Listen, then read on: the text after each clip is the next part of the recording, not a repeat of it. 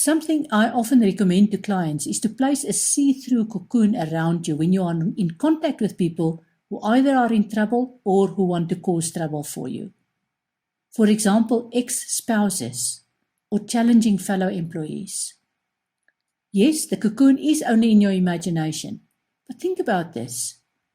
Everything you have, wear, eat, or drink started with a thought that managed to get to the surface amongst thousands of other thoughts. Those thoughts were so powerful that they all became something intangible.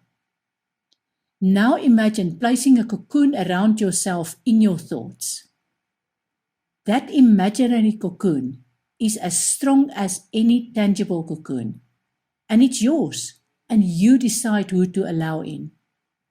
Any person who causes you trouble will be stopped by the cocoon because they can't get close enough to you to disturb your aura.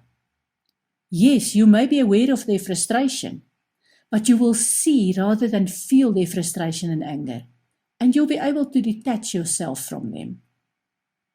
You also need to protect your personal space. Be careful of who you allow into your life.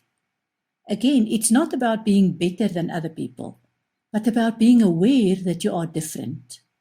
You need to take ownership of your space.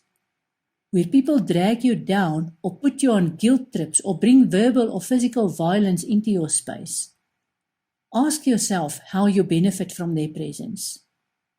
Deal with the emotions that they evoke in you and protect your space. If you don't know yet when to say no, then now is a good time to start learning. Sometimes we get into a habit of being pliable and giving. People get used to simply barging in and taking our energy. And sometimes we are so deep into the habit that we don't even realize what we do. Ask any parent, especially a parent of a young adult who is no longer dependent on them. Cutting those ties may be a challenge, but the alternative is that people feel that they are entitled to your energy, and they will come back for more until you stop them. Another way to protect yourself and your personal space is to be careful of physical contact with negative people. I'm talking about hugging them or even having an obligatory handshake. When you have these physical contacts, these people enter your aura and they take a lot of energy from you. If having sex is a means of exchanging part of your soul, can you imagine what even casual sex with a toxic person does to you? Think about it. Who do you associate with? Distance yourself from people who don't have a good effect on you when you feel it is the right thing to do.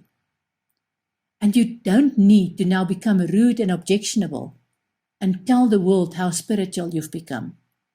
Simply withdraw yourself from the company of these people without any fuss.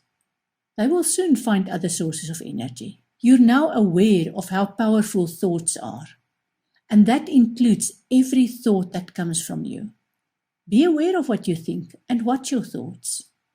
Many of your thoughts become actions. Loving someone starts with the energy vibration that you allow into your space. And that vibration turns into a thought, which turns into action. Hating someone happens in exactly the same way. And the scary part is that just as you feel the love in every cell of your body, you also feel that hatred in every cell of your body. You may aim that hatred at somebody else, but the impact is mostly on you and your physical body. If you should have learned anything about the changes in the world we live in, it's the importance of ignoring mainstream media such as TV, radio, newspapers, and social media. If you rely on these sources to shape your view of the world, they will drag you into fear and take over your decisions. Work on creating your own reality. You cannot deny the fear and other destructive emotions of other people, but you don't need to be dragged into any of it. Find your own truth. In the previous module, we discussed the practice of grounding in detail. Use regular grounding to absorb those negatively charged ions from the earth so that you can balance out positive ions and get rid of free radicals that enter your body from your diet and lifestyle. To clean your environment, you can take a regular bath with salt. Salt absorbs moisture from the air and cleans your body and home.